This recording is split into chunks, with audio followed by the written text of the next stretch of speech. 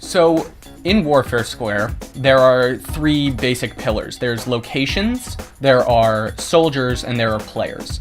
Locations are real-world places. They are your coffee shop, a restaurant, or a mechanic, let's say.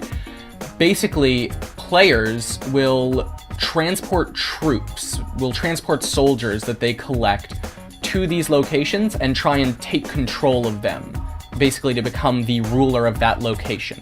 Every 24 hours, a location will generate a new soldier. The player has to go to the location in person to pick up that soldier. Players can carry up to 10 soldiers at a time. Players have two options for soldiers. They can use them to attack, and they can use them to defend. When they're defending, players will leave behind soldiers at conquered locations. When you're attacking a location, you go to the location in person, and you select from the 10 soldiers that you have a limit of the number of them that you want to attack the location with. After attacking, the winning player takes control of the location and is able to start collecting soldiers from that location. Locations also generate coupons. The map is the center of our app. Everything is based in it, everything comes out of it. You can get to every possible page in the app from the map. The user interface was designed with the game mechanics in mind.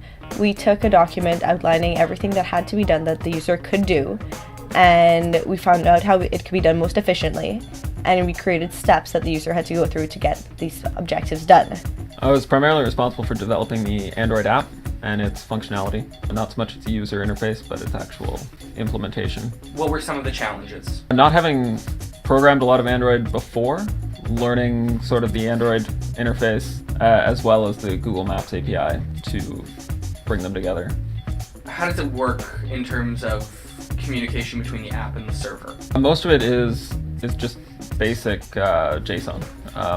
I make a request. The server is RESTful, so I make a request to the server, and it returns to me being the app, JSON data that I can then use to populate the points or do whatever I need to. Very little of the data is actually stored on Android side, and that's mainly to reduce the amount of synchronization that's required. Essentially, when an attack happens, you have to have a data connection and everything takes place server side. The Android app is essentially just a front end for your server. Essentially, the user will attack a location. It will tell the Android app they want to attack. The Android app will inform the server that this attack wants to take place. The server will do the actual battle itself and then return the results to the user.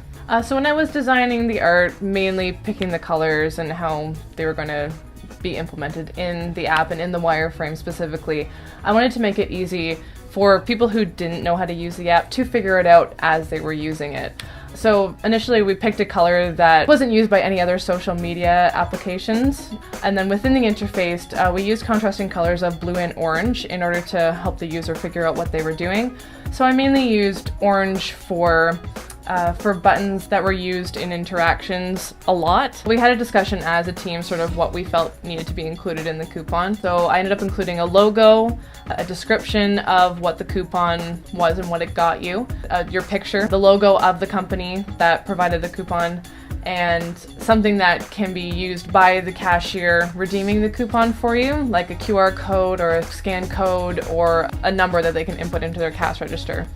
And in terms of color and design, I made up about 5 mock-ups and brought that back towards the team, and we decided the actual scannable item should be the focus, so I drove it towards that, put that in the middle, geared everything else towards the side. In terms of challenges I faced, I found it difficult sometimes to communicate game design ideas to people who have no experience in game design. Communicating theories and especially terminology was a little bit difficult. So basically condensing the ideas of game design theory into things that people with no experience in it could understand was a challenge that I had to overcome. Communication was definitely a thing as a team that we had to overcome in terms of how do we communicate with people who think different ways and interpret things in different ways. So again, that's things that you just have to learn throughout life. So this was definitely a good test of our ability to communicate and to work with different kinds of people.